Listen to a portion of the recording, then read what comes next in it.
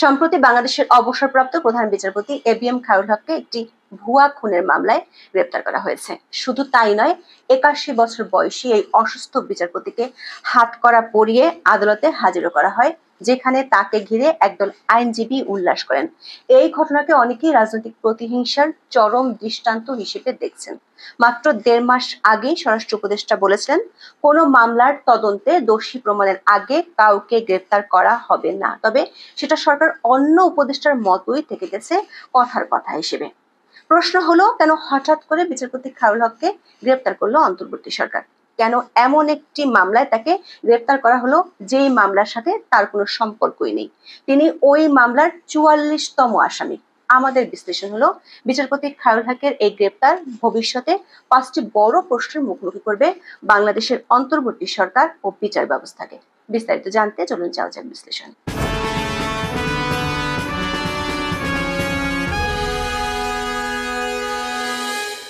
গত ২৪শে জুলাই ভোরে বিচারপতি খায়রুল হককে তার ধানমন্ডির বাসা থেকে আটক করা হয়।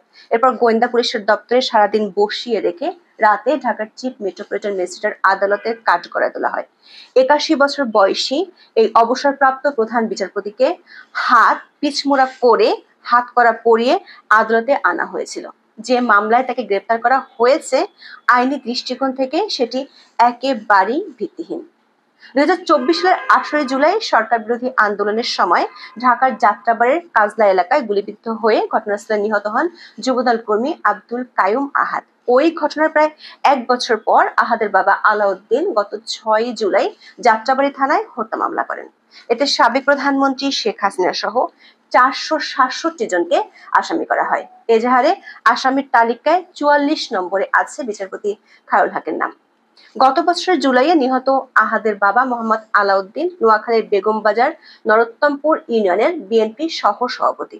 এজাহারে তিনি অভিযোগ করেন, গত বছরের ১৮ জুলাই বিএনপির মিছিল যাত্রাবাড়ি থানার কাজলা পুলিশ বক্সের সামনে পৌঁছালে পুলিশ ও আওয়ামী লীগ এবং তার অঙ্গ সংগঠনের নেতা কর্মীদের গুলির মুখে পড়ে মিছিলটি।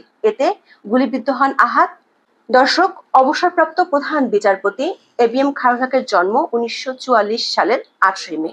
সেই হিসেবে এখন তার বয়স ৮১ বছর। হত্যা মামলার অভিযোগ সত্যি হলে এই অশীতিপর বয়সে তিনি গত জুলাইয়ে যাত্রাবাড়িতে আওয়ামী লীগের মিছিলে যোগ দেন এবং গুলি চালিয়ে আহাদকে হত্যায় অংশগ্রহণ বা সহযোগিতা করেন। স্বরাষ্ট্র উপদেষ্টা জাহাঙ্গীর আলম মাত্র ১.৫ মাস আগেই বলেছিলেন, তদন্তের দায় না পেলে কাউকে গ্রেপ্তার করা হবে না। পুলিশ তার অধীনস্থ বলে আমরা কি ধরে নিতে পারি যে মামলা হওয়ার মাত্র ১৭ দিনের মধ্যে তার তদন্ত শেষ করে ফেলতে পেরেছে? আর সেই তদন্তে ৮১ বছর পেরানো অবসরপ্রাপ্ত প্রধান বিচারপতির মিছিলে নেমে গুলি চালানোর প্রমাণ কি পেয়েছে? যদি এমনটি ঘটে, তাহলে বিচারপতি খায়রুল হক সাধারণ কোনো মানুষ নন, রীতিমতো একজন সুপারম্যান। আর তাকে গ্রেপ্তার করা পুলিশ বাহিনীর সাফল্য ছাড়িয়ে গেছে সুপারম্যানের ক্ষমতাকেও। ব্রিটিশ সাংবাদিক ডেভিড বার্গম্যান লিখেছেন, যে পুলিশ তাকে আটক করেছে, যে ঊর্ধ্বতন কর্মকর্তারা তাকে আটকের নির্দেশ দিয়েছে এবং যে ম্যাজিস্ট্রেটরা তাকে কারাগারে পাঠিয়েছেন, তারা এবং এই প্রক্রিয়ার সাথে জড়িত সরকারের সবাই ভালো করে জানেন যে হত্যাকাণ্ডের সাথে বিচারপতি খায়রুল হকের জড়িত থাকার কোনো প্রমাণ নেই এবং ভবিষ্যতে কোনো প্রমাণ সামনে আসবে না। সুতরাং এই গ্রেপ্তারের জন্য কোনো ধরনের আইনি বা বাস্তব ন্যায্যতা নেই, যা যথাযথ প্রক্রিয়া বা মৌলিক আইনি নীতি সুস্পষ্ট লঙ্ঘন বলে মনে করেন ডেভিড বার্গম্যান। দর্শক, এভাবে প্রমাণ ছাড়া গ্রেপ্তারকে বলা হয় আরবিট্রারি ডিটেনশন, যেটি ভবিষ্যতে বর্তমানের ক্ষমতাধরকে অনেক প্রশ্নের মুখে ফেলে দিবে। অবশ্য ক্ষমতা নেওয়ার প্রায় ১ বছরে এমন বহু বিতর্কিত গ্রেপ্তারের ঘটনা ঘটিয়েছে নতুন বন্দোবস্তের কারিগর ডক্টর ইউনূসের অন্তর্বর্তী সরকার। কিন্তু প্রশ্ন হলো, কেন হঠাৎ করে একটি ভুয়া মামলায় বিচারপতি খায়রুল হককে গ্রেপ্তার করা হলো? গত ২৫শে এপ্রিল রাজধানীর গুলশানে বিএনপি চেয়ারপারসনের রাজনৈতিক কার্যালয়ে এক অনুষ্ঠানে বিএনপি সিনিয়র যুগ্ম মহাসচিব রুহুল কবির রিজভী প্রশ্ন রেখেছিলেন, বিচারপতি এবিএম খায়রুল হক এবং সাবেক প্রধান নির্বাচন commissioner K M Nurul Huda ও কাজী রকিবউদ্দিন আহমেদ কেন এখনো গ্রেপ্তার হচ্ছেন না? তার পরপরই মব সৃষ্টি করে নুরুল হুদাকে গ্রেপ্তার করা হয়। বিচারপতি খায়রুল হককে গ্রেপ্তার হওয়ার পর অন্তর্বর্তী সরকারকে ধন্যবাদ জানায় বিএনপিপন্থী আইনজীবীরা। আদালতে নানাভাবে বিএনপিপন্থী আইনজীবীদের হেনস্থা ও হুমকির মুখে পড়তে হয় অবসরপ্রাপ্ত প্রধান এই বিচারপতিকে। প্রথম আলোর প্রতিবেদনে বলা হয়, আদালত প্রাঙ্গণে প্রিজন ভ্যান ঢুকতে দেখে জাতীয়তাবাদী আইনজীবী ফোরামের নেতারা বিচারপতি খায়রুল হকের শাস্তি চেয়ে স্লোগান দিয়ে থাকে। আদালত কক্ষ বিএনপিপন্থী আইনজীবীদের পুরোপুরি দখলে ছিল। বিচারপতি খায়রুল হকের দুই হাত পেছনে নিয়ে হাতকড়া পরিয়ে কাঠগড়ায় তোলে পুলিশ। বাংলাদেশের ইতিহাসে বিচারপতি খায়রুল হকই প্রথম অবসরপ্রাপ্ত কোনো প্রধান বিচারপতি যাকে জেলে পাঠানো হয়েছে এবং এভাবে হাতকড়া পরানো হয়েছে। যখন বিচারপতি খায়রুল হককে কাঠগড়ায় তোলা হয়, তখন সেখানে উপস্থিত ছিলেন জাতীয়তাবাদী আইনজীবী ফোরামের অন্তত 100 নেতাকর্মী। তাদের অনেকের বক্তব্য ছিল জনসভায় দেয়া ভাষণের মতো।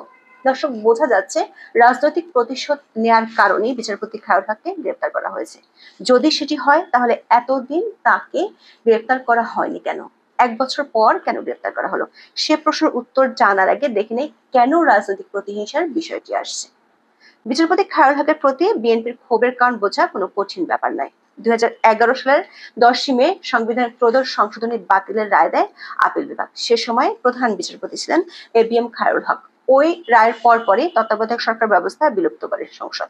7 বিচারকের পূর্ণাঙ্গ আপিল বেঞ্চ সংখ্যাগরিষ্ঠ মতামতের ভিত্তিতে সংবিধানের ত্রয়োদশ সংশোধনী বাতিল করলেও এর জন্য মূলত প্রধান বিচারপতি খায়রুল হককে দায়ী করে আসছে বিএনপি। এর আগে 2005 সালে হাইকোর্টের বিচারক থাকার সময় তিনি পঞ্চম সংশোধনী মামলায় জেনারেল জিয়ার সামরিক শাসনকে বেআইনি ও অসাংবিধানিক ঘোষণা করেন। এটিও বড় রাজনৈতিক ধাক্কা তৈরি করে বিএনপির জন্য। ফলে বিএনপি নেতার করা হত্যা মামলায় বিচারপতি খায়রুল হককে আসামি করা, অন্তর্বর্তী সরকারের পুলিশের মাধ্যমে তড়িৎ গ্রেপ্তার এবং আদালতে বিএনপিপন্থী আইনজীবীর মাধ্যমে হেনস্থার ঘটনা থেকে পরিষ্কার অতীতের প্রতিহিংসার বাস্তবায়ন ঘটাতে মিলেমিশে কাজ করছে সরকার ও বিএনপি। সবচেয়ে বিস্ময়কর হলো, খায়রুল হককে হত্যা মামলায় গ্রেপ্তার দেখিয়ে আদালতে নেওয়া হলেও বিচারকের সামনে রাষ্ট্র ও বিএনপির আইনজীবীরা সেই মামলার বিষয়ে বলতে গেলে কোনো কথাই বলেননি।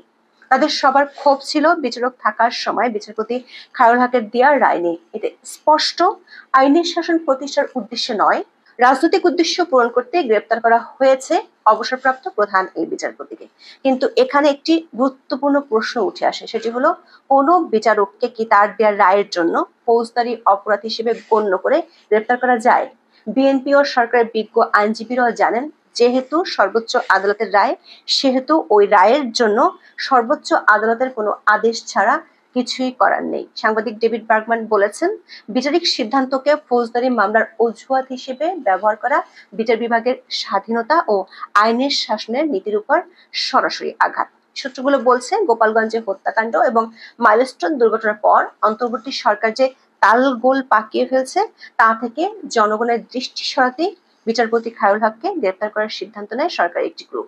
এমনকি তাকে পুরো দিন ডিবি অফিসে রাখা হয়। সরকার আরেকটি গ্রুপ এ নিয়ে তখন সিদ্ধান্তহীনতায় ভুগছিল। দর্শক, অবসরপ্রাপ্ত কোনো প্রধান বিচারপতিকে গ্রেপ্তার এবং হাতকড়া ও মাথায় হেলমেট পরিয়ে আদালতে নেওয়ার ঘটনা বাংলাদেশের ইতিহাসে নজিরবিহীন। এর আগে অবসরপ্রাপ্ত প্রধান বিচারপতি এস.কে সিনহার বিরুদ্ধে দুদকের করা মামলার রায় এসেছে। 2021 সালের 9 নভেম্বর 2 ধারায় তাকে 11 বছরের কারাদণ্ড দেওয়া হয়। তবে ওই মামলায় গ্রেপ্তার হননি এস.কে সিনহা। মামলা হওয়ার আগেই তিনি দেশ ছাড়েন। ইউনূস সরকার আমলে উচ্চ আদালতের আরেক অবসরপ্রাপ্ত বিচারক বিচারপতি এইচ.এম. শামসুদ্দিন চৌধুরী মানিকও গ্রেপ্তার হয়েছেন। তাকেও একইভাবে হাজির করা হয় আদালতে, যেখানে তিনি ভয়াবহ মবের তাণ্ডবে শিকার হন। এমনকি তাকে বেশ কয়েকদিন হাসপাতালেও রাখা হয়। গত বছর 19 সেপ্টেম্বরের মধ্যে 6টি হত্যা মামলার আসামি হন তিনি। এরপর আরো অনেক মামলা হয় তার বিরুদ্ধে। এমনকি এ বছরের 5 মার্চও তাকে একটি হত্যা মামলায় গ্রেপ্তার দেখিয়ে আদালতে হাজির করে পুলিশ। প্রশ্ন হলো, এভাবে উচ্চ আদালতের অবসরপ্রাপ্ত বিচারপতিদের হত্যা মামলার গণ আসামি হিসেবে গ্রেপ্তার করে কি বার্তা দিচ্ছে অন্তর্বর্তী সরকার? একদিকে সারা দেশে ভেঙে পড়েছে আইন শৃঙ্খলা, অন্যদিকে সরকার ও তাদের মিত্রদের ঐক্যে ভয়ের পরিবেশ ঘিরে ধরেছে বিচারাঙ্গনকে। কেবল রায় ঘোষণার কারণে বিচারকদের হত্যা মামলার আসামি ও গ্রেপ্তারের নজিরবিহীন ঘটনা আদালতের বর্তমান বিচারকদেরকেও করে তুলেছে উদ্বিগ্ন। সম্প্রতি প্রথম আলোর এক গোল টেবিলে ব্যারিস্টার সারা হোসেন বলেছেন, বিচারপতিদের সবাই এমন ভয়ের পরিবেশে ঠিকমতো রায় দেয়া নিয়ে চিন্তিত। তিনি বলেন, রায় তো দূরের কথা, আদেশই বা কে দিবে? প্রশ্ন হলো, এমন পরিস্থিতি যারা তৈরি করেছেন তারাও যে ভবিষ্যতে এর শিকার হবেন না, সে নিশ্চয়তা কে দিবে? নাকি মবের স্থপতিরা একটি অনন্ত বিশৃঙ্খল দেশ তৈরির মাধ্যমে নিজেদেরকে নিরাপদ রাখার স্বপ্ন দেখে যাচ্ছেন। সেজন্য সাংবাদিক ডেভিড বার্গম্যান বলেছেন, বাংলাদেশ সরকার বা বিচার ব্যবস্থা যদি জুলাই আগস্ট হত্যাকাণ্ডের জবাবদিহিতা প্রক্রিয়ার জন্য বিন্দুমাত্র বিশ্বাসযোগ্যতা ধরে রাখতে চায়, তাহলে অবিলম্বে অবসরপ্রাপ্ত প্রধান বিচারপতির মুক্তি নিশ্চিত করতে হবে। এখন এ পর্যন্ত। সবাই ভালো থাকুন, সুস্থ থাকুন, নিরাপদে থাকুন। দেখা হবে আগামী পর্বে। প্রিয় দর্শক, সাজ্জাদ কাদিরের প্রীতি নিন, শুভেচ্ছা নিন। এই মুহূর্তে আপনাদের সামনে কথা বলতে এসে জাতীয় নিরাপত্তা উপদেষ্টা খলিলুর রহমান মার্কিন যুক্তরাষ্ট্রের পথে। মার্কিনিরা কি বাংলাদেশ পরিকল্পনায় কোনো চেঞ্জ আনছে? এই প্রসঙ্গটি নিয়ে আপনাদের সামনে কথা বলবো। ভারতীয় গণমাধ্যম নর্থ ইস্ট নিউজের সূত্র বলছে যে আজকে ভোরে জাতীয় নিরাপত্তা উপদেষ্টা খলিলুর রহমান কাতারের রাজধানী দোহা হয়ে মার্কিন যুক্তরাষ্ট্রের পথে আছেন। এই মুহূর্তে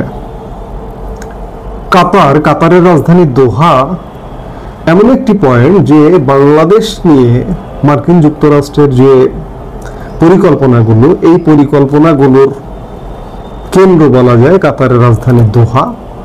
গত মে মাসেও খলিলুর রহমান কাতারের রাজধানী দোহাতে রাষ্ট্রীয় সফরে গিয়েছিলেন, সরকারি সফরে গিয়েছিলেন এবং একই সময় বাংলাদেশে মার্কিন charge the affairs Tracy Jacobson Qatar visit করেছিলেন এবং সেই যাত্রায় ট্রেসি 20 দিনের কাতার এবং মার্কিন যুক্তরাষ্ট্র 20 দিন সফর করে বাংলাদেশে ফিরে এসেছিলেন। আবারও খলিলুর রহমান কাতারে গেলেন, কাতারে হয়ে মার্কিন যুক্তরাষ্ট্রে যাবেন। এই সফরেও মার্কিন যুক্তরাষ্ট্রের ঊর্ধ্বতন কর্তৃপক্ষের সাথে খলিলুর রহমানের সাক্ষাৎ হবার কথা রয়েছে, আলোচনা হবার কথা রয়েছে এবং এই সফরটি রাষ্ট্রীয় সফর।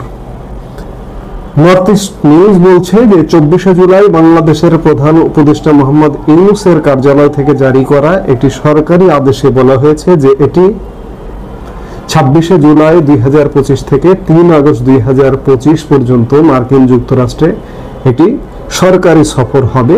খলিলুর রহমানের এই সফরে ঊর্ধ্বতন মার্কিন কর্মকর্তাদের সাথে দেখা করার কথা রয়েছে। তিনি 5 আগস্ট ঢাকায় ফিরে আসবেন বলে আশা করা হচ্ছে। এর আগের যাত্রায় খলিলুর রহমানের দোহা সফরের পরপরই মানবিক করিডোর ইস্যুতে একটা বিতর্কের মুখে পড়েন এবং তখন সেনাবাহিনী, বিশেষ করে সেনাপ্রধান জেনারেল ওয়াকারুজ্জামানের তীব্র বিরোধিতার মুখে রাখাইন রাজ্যে মানবিক সহায়তা প্রদানের বিষয়টি থেকে কিছুটা পিছু হটেছিলেন। এরপরে আর কোনো উচ্চবাচ্য নেই। এরপরে খলিলুর রহমান মানবিক করিডোর বা সাধারণভাবে রাখাইন রাজ্য ও বিশেষ করে আরাকান সেনাবাহিনীর সাথে সম্পর্কিত অন্য কোনো বিষয়ে কোনো প্রকাশ্য আলাপ আলোচনা করেনি। এর মধ্যে আরেকটি ঘটনা ঘটেছে যে গত 15 জুলাই খলিলুর রহমান বাংলাদেশে নিযুক্ত মিয়ানমারের রাষ্ট্রদূতের সাথেও সাক্ষাৎ করেছেন। কেন করেছেন আমরা সেই আলাপগুলোতে পরে আসছি। আমরা গত বৃহস্পতিবার একটি ঘটনা দেখলাম যে মার্কিন যুক্তরাষ্ট্রের মিয়ানমারের উপরে যে কন্ট্রোল আরোপ, নিয়ন্ত্রণ আরোপ এবং মিয়ানমারের বিদ্রোহী গোষ্ঠী আরাকান আর্মিকে সহযোগিতা করে মিয়ানমারের জান্তা বাহিনীর সাথে একটা যুদ্ধ অবস্থা লাগাবার যে দীর্ঘদিনের পরিকল্পনা, দীর্ঘদিনের অবস্থা ছিল, সেটি বৃহস্পতিবারের ঘটনায় কেন যেন মনে হচ্ছে যে সেটিতে একটা পরিবর্তন আসছে। খলিলুর রহমান আসলে বলতে পারেন মার্কিন যুক্তরাষ্ট্রের প্রতিনিধি। তিনি বাংলাদেশের জাতীয় নিরাপত্তা উপদেষ্টা হিসেবে নিয়োগপ্রাপ্ত হয়েছেন মার্কিন যুক্তরাষ্ট্রের প্রেসক্রিপশনে। খলিলুর রহমান গত 15 জুলাই বা খলিলুর রহমানের সাথে 15 জুলাই মিয়ানমারের বাংলাদেশে যিনি রাষ্ট্রদূত আছেন তিনি কেন দেখা করলেন? মিয়ানমারের রাষ্ট্রদূত মানে হচ্ছে জান্তার প্রতিনিধি। জান্তার প্রতিনিধির সাথে তিনি সাক্ষাৎ কেন করলেন? আমি যেটি বলছিলাম যে গত বৃহস্পতিবারে ওভাল অফিস মার্কিন যুক্তরাষ্ট্রের মিয়ানমারের উপর যে নিষেধাজ্ঞা ছিল, যে স্যাংশন ছিল, সেটি প্রত্যাহার করে নিয়েছে মিয়ানমার জান্তা প্রধান। গত 11 জুলাই, আমি আজকে সকালের দিনের প্রথম ভাগের একটি ভিডিওতে বলেছি, গত 11 জুলাই মিয়ানমারের জান্তা প্রধান মার্কিন প্রেসিডেন্ট ডোনাল্ড ট্রাম্পকে একটা চিঠি দেন, যে চিঠিটা মূলত ছিল যে মার্কিন যুক্তরাষ্ট্রে মিয়ানমারের পণ্য প্রবেশের উপরে যে 40% শুল্ক আরোপ করেছিল সেই শুল্কর বিষয় এবং মিয়ানমারের উপর যে স্যাংশন প্রত্যাহার করা সেটির ব্যাপারে এবং মার্কিন প্রেসিডেন্ট ডোনাল্ড ট্রাম্পের যথেষ্ট প্রশংসা করে প্রশংসা সূচক চিঠিটা ছিল। তো তারপরে যেটি ঘটেছে যে গত 23 জুলাই মার্কিন যুক্তরাষ্ট্র মিয়ানমারের উপর থেকে স্যাংশন প্রত্যাহার করে নেয়। এখন প্রশ্ন হচ্ছে যে মিয়ানমারের সাথে মার্কিন যুক্তরাষ্ট্র একটা মারমার কাটকাট অবস্থায় ছিল, সেখান থেকে স্বাভাবিকভাবে যেহেতু স্যাংশন প্রত্যাহার করে নিল, নিষেধাজ্ঞা প্রত্যাহার করে নিল, তাহলে স্বাভাবিকভাবে মিয়ানমারের জান্তা সরকারের সাথে একসাথে কাজ করবে এমনটা, কিংবা এই যে করিডোর ইস্যু কিংবা মিয়ানমারের বিদ্রোহী গোষ্ঠীকে পৃষ্ঠপোষকতা দেওয়া, এগুলো কি ঘটতে যাচ্ছে? এই বিষয়গুলো নিয়ে বিশেষ করে মার্কিন যুক্তরাষ্ট্রের প্রতিনিধি খলিলুর রহমান, যদিও বাংলাদেশের রাষ্ট্রীয় দায়িত্বে আছেন, তিনি মন্ত্রীর মর্যাদায়, নিরাপত্তা উপদেষ্টা কিংবা রোহিঙ্গা বিষয়ক হাই রিপ্রেজেন্টেটিভ, কিন্তু আসলে তিনি মার্কিন প্রতিনিধি। তাকে দিয়ে বাংলাদেশে যাবতীয় কিছু মধ্যস্থতা করা হচ্ছে। কদিন আগেই তিনি বিশেষ করে বাংলাদেশের বাণিজ্য টিমের সঙ্গে মার্কিন শুল্ক নিয়ে, বাংলাদেশের উপরে যে 35% শুল্ক আরোপ করা হয়েছে সেই শুল্ক নিয়ে মার্কিন যুক্তরাষ্ট্রে ওয়াশিংটন ডিসিতে তিনি আলাপেও ছিলেন। কদিন আগে মার্কিন যুক্তরাষ্ট্র থেকে ফিরে এসেছেন, আবার আজকে তিনি মার্কিন যুক্তরাষ্ট্রে যাচ্ছেন। এখন বিষয় হচ্ছে যে মার্কিন যুক্তরাষ্ট্র মনে হচ্ছে সবকিছু মিলিয়ে সবকিছু বিচার বিশ্লেষণ করে যে মার্কিন যুক্তরাষ্ট্র বাংলাদেশ গেম প্ল্যানটা চেঞ্জ আনছে। মিয়ানমারের বিদ্রোহী গোষ্ঠীকে সমর্থন, এখানে করিডোর দিয়ে, আমি আজকে বলেছি আবারও বলছি, কারণ খলিলুর রহমানের সফরের বিষয়টি এলো নতুন করে যে মার্কিন যুক্তরাষ্ট্রে যাচ্ছেন এবং সত্যিকার অর্থে খলিলুর রহমানকে দিয়েই বাংলাদেশে মার্কিন যুক্তরাষ্ট্র তাদের এজেন্ডা বাস্তবায়ন করবে। ডক্টর ইউনূস তো আছেনই, কিন্তু ডক্টর ইউনূস সরকার প্রধান হিসেবে সবসময় দৌড়াদৌড়ি করলে এটা খানিকটা দৃষ্টকটু দেখায় বা এটি আসলে শোভন নয়। এই জন্য সাইড লাইনে একজনকে রাখতে হয়। এই সাইড লাইনের মানুষটি হচ্ছে ডক্টর খলিলুর রহমান। ইতিমধ্যে মার্কিন যুক্তরাষ্ট্রের একটি সামরিক প্রতিনিধি দলও বাংলাদেশে আছে। সামরিক মহড়া, যৌথ সামরিক মহড়া চলছে, আপনারা জানেন। গতকাল শুক্রবার থেকে এটি শুরু হয়েছে, আগামী 30 জুলাই পর্যন্ত এটি চলবে। সবকিছু মিলে মনে হচ্ছে যে মিয়ানমারের জান্তা সরকারের সাথে মার্কিন যুক্তরাষ্ট্র সমঝোতা অলমোস্ট করে ফেলেছে। এখন বাকি কোনো পরিকল্পনা আছে বা বাকি যে পরিকল্পনাগুলো আছে সেগুলো বাস্তবায়ন করবার জন্য বাংলাদেশ, নিকট দেশ যেহেতু বাংলাদেশকে লাগবে এবং বাংলাদেশের প্রতিনিধি খলিলুর রহমানকে মার্কিন যুক্তরাষ্ট্র ডেকে নিল।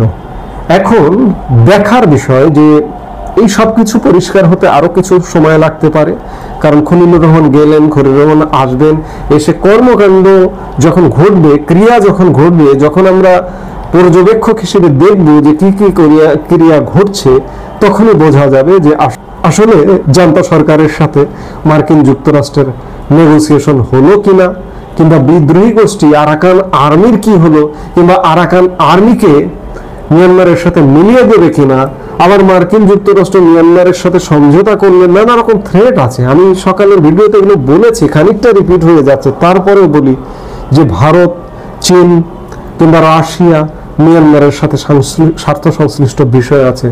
আসলে আমার সবকিছু মিলে মনে হচ্ছে যে শেষ পর্যন্ত মার্কিন যুক্তরাষ্ট্রের যে গেম প্ল্যান, এখানে একটি খ্রিস্টান রাষ্ট্র, বাংলাদেশের কিছু অংশ, ভারতের 7 সিস্টার্সের কিছু অংশ এবং মিয়ানমারের কিছু অংশ মিলিয়ে যে একটা খ্রিস্টান রাষ্ট্র কিংবা মার্কিন বেস, মিলিটারি বেস ক্যাম্প, এগুলো করা এবং চীনকে চাপে রাখা, এগুলো থেকে আলটিমেটলি মার্কিন যুক্তরাষ্ট্র পিছু হটবে।